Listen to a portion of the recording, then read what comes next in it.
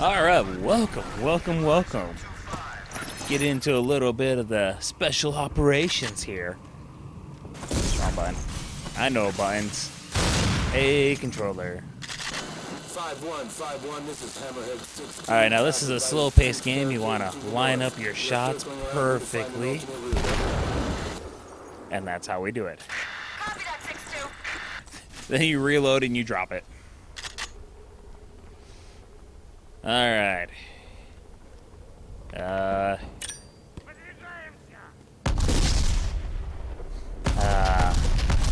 Jeez. Okay, there is something over here. So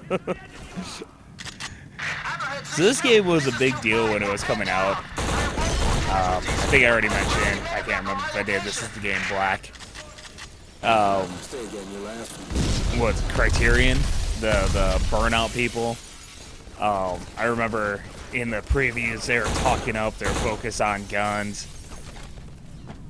You know, all their time making sure the guns sounded authentic, shot authentic. This might have been the first game where when you reload, it goes blurry, so all you see is the reload. Or it's all you see is the gun. Yay. And then it amused me because, like, okay, every preview is just been all guns. And then the game comes out and journalists are giving it, like, not bad reviews, but kind of subpar. Like, geez, it's like this game only cares about guns. Multiple casualties. Request priority medevac from our location. Copy that. Evac en route. ETA 5 minutes.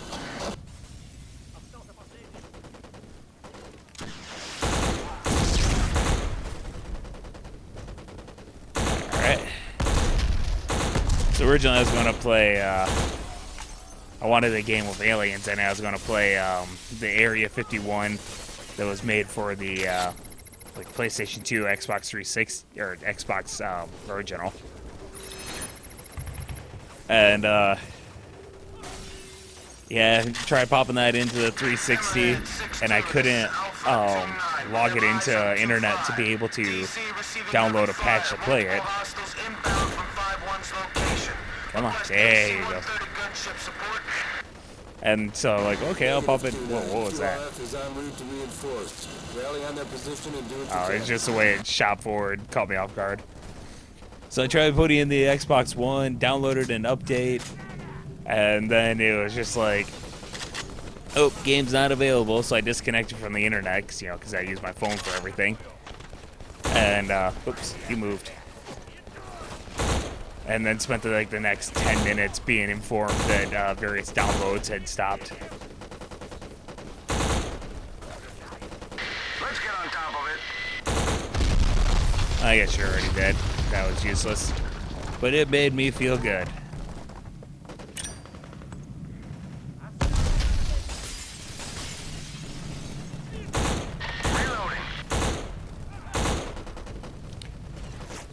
There was one thing I remembered about the early trailers, or the early lead up to this game. Around the same time, you had the initial trailer for Killzone 2, and that was like a massive game for the PlayStation 3. Let's get over there and help. Yeah, that was a massive, like, highly anticipated game. They were talking that game up big time. Like, man, in this game, you see, like, when an enemy is shot and he's near railing, like, he'll grab onto the railing because the AI is so good, he knows the railing's there. Like, you can't do that on PlayStation 2. And then this game comes out, and you shoot guys, and they'll catch the railing and try to pull themselves up before falling. Like, huh, I thought you couldn't do that on this console. What's that? Hey, look. There's my empty. Alright, I don't have as much health as I would enjoy. Ah!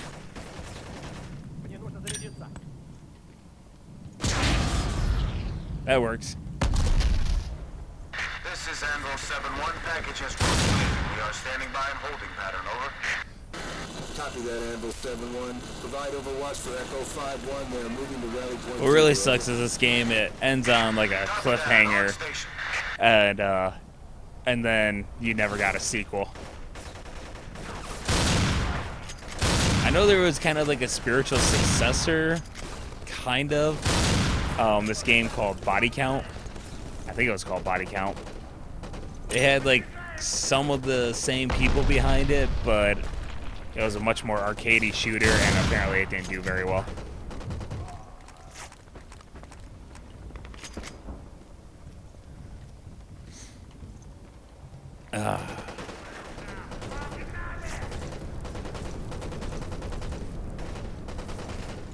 So part of the reason why I wanted to play Alien shooting game is I watched that Tomorrow War earlier today. Actually, I quite enjoyed it. Very entertaining action movie. Surprisingly graphic for a PG-13. It turns out you're allowed to be extra graphic in a PG-13 as long as it doesn't involve a human. So the alien monsters, yeah, rip them to shreds, cut their heads off, basically disintegrate them. But human, you can have like a hint of blood on a tiny cut, and that's like it. Oops, wrong button. Where was he? Right there.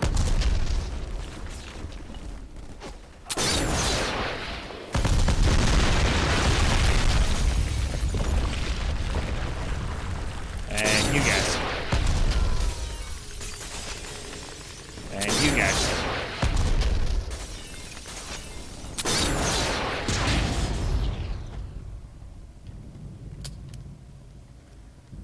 Alright, that worked. Hey, no one came up behind me and shot me in the back this time. Thanks, boys.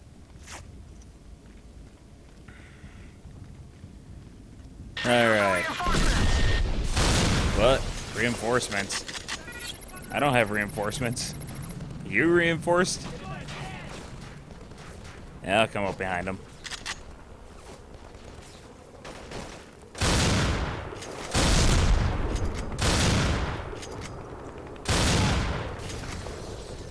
I'm very sneaky, you know, with my rapid shooting.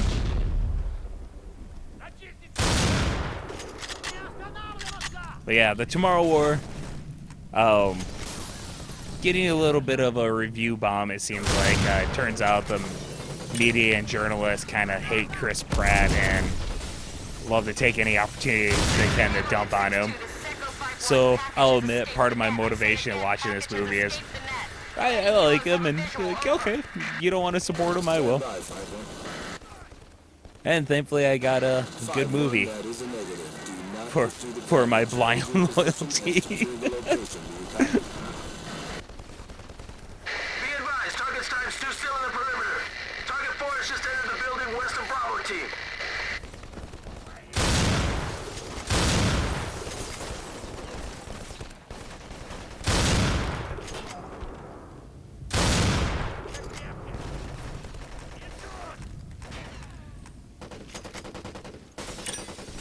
Now we just need to get a movie that has like Chris Pratt, Gina Carano, and Tim Allen in it. Oh my word. The articles written about that movie would be amazing. Is that a health pack? Thank you.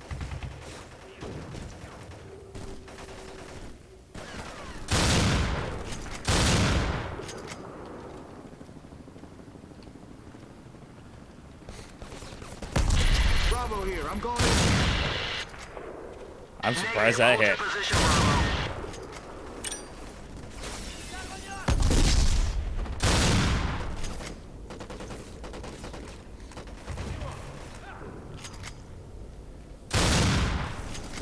Moving to intercept.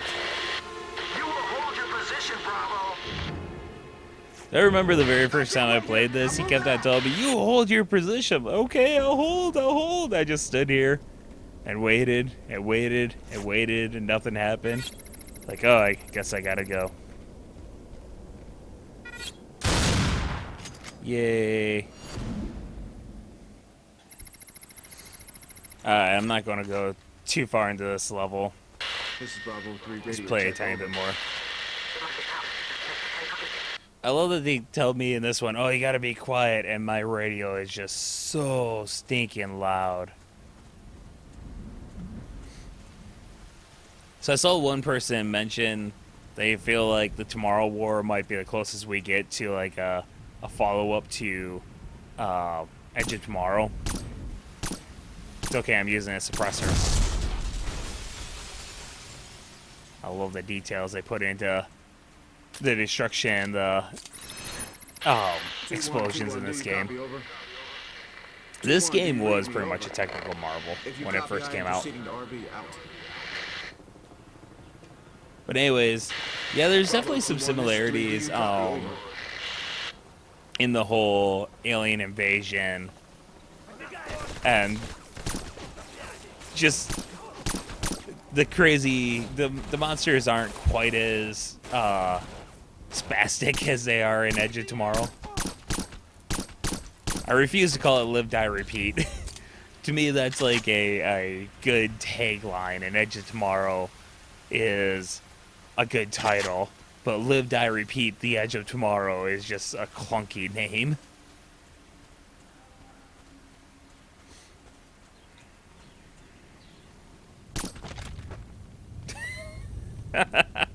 Bravo 3, targets neutralized. Ooh.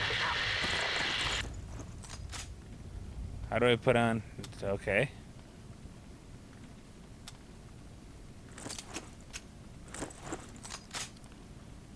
We'll figure this out. Hey, we figured it out. Throw it on burst.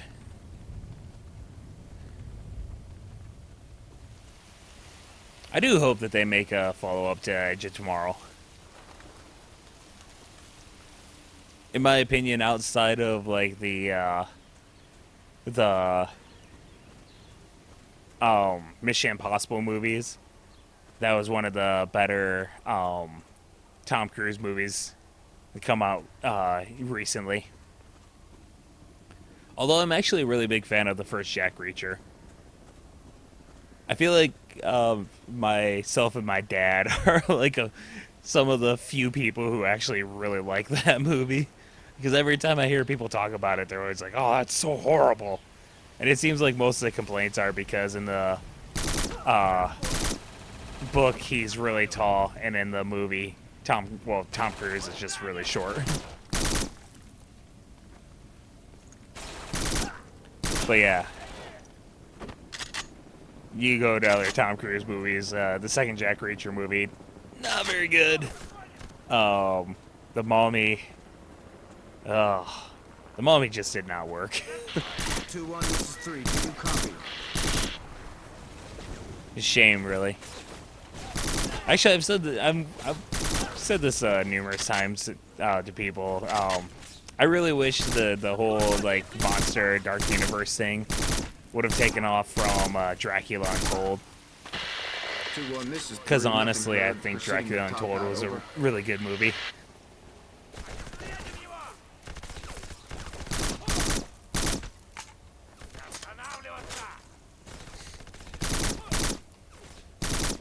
Ah! A really bad shot.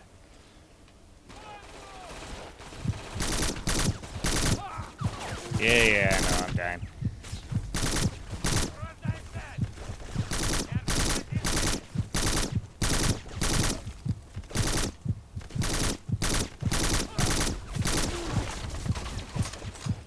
I don't know how I'm not dead yet.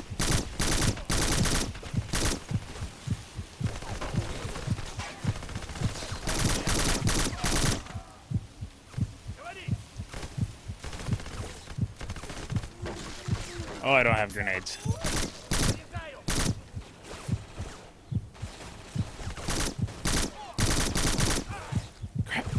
I just realized I was getting shot from behind. But yeah. Screw it. Why not? I need to stop this video. But I enjoyed the full movie for Dracula Untold taking place back in Dracula's day. I know they did that with Bram Stoker's Dracula also. But, Bravo 3 radio check. can I shoot over. through this? Ooh. I enjoy that he was like a very sympathetic character. Like, Do you read me over? he started Copy, I am proceeding going down on that behalf. path for a good reason, and then kind of was forced to give in more and more to the power until he just couldn't control it anymore, basically.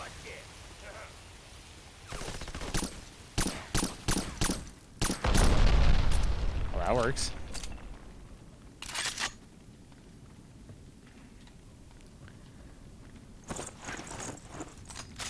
Then The Mummy came out, and they basically want you to still believe that Tom Cruise is a teenager or a young 20s heartthrob. It's like, dude, you're a good actor, but like, sometimes you gotta act your age.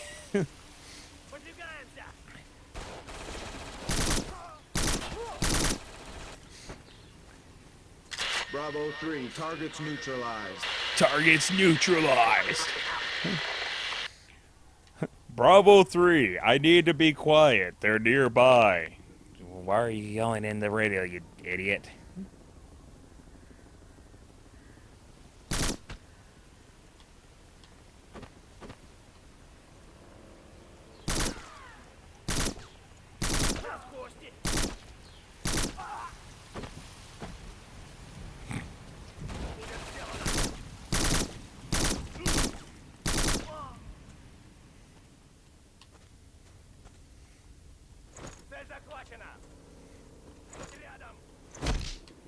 Hold on, I'm trying to get through here.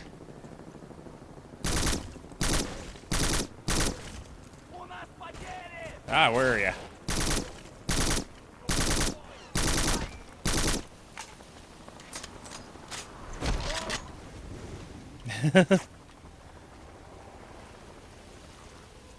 Alright. I keep on stopping mid-sentence. I have no idea where I was. If I hadn't already said it, hey, the Invisible Man, the Invisible Man, that was a good one. I do wish they had kind of more focused on just the individual monster movies instead of trying to go full-fledged, like, hey, let's do the Marvel Avengers. Like, kind of like they did back in their original run in the 30s when they just did a handful of monster movies. Like, all right, these are taking off. Let's go ahead and start bring them together. To top out, over.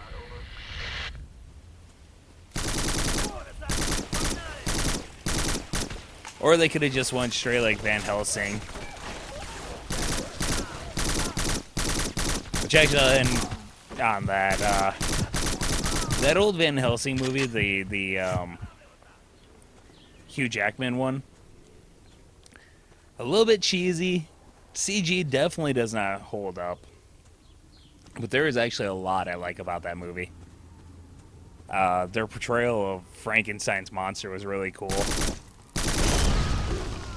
I really enjoy just the... It's like... It was always supposed to be like this sympathetic, like tragic beast. Or at least, as far as I know, I do admit I've never read the book. But as far as I know, like, Frankenstein was always, or his monster was always supposed to be like this tragic beast who is basically just hated because of how monstrous he is. And he's more defending himself. So they kind of played that up and made him like this intellectual. And so once again, he's hideous and everyone wants to kill him. And he's just this gentle thing that just wants to be left alone so he can read books. I don't know, I really enjoyed the portrayal of him in that movie. But I don't feel like starting that mission again, so thank you very much for joining me. Hope you had as much fun as I did. Until next time, my dear friends. Until next time.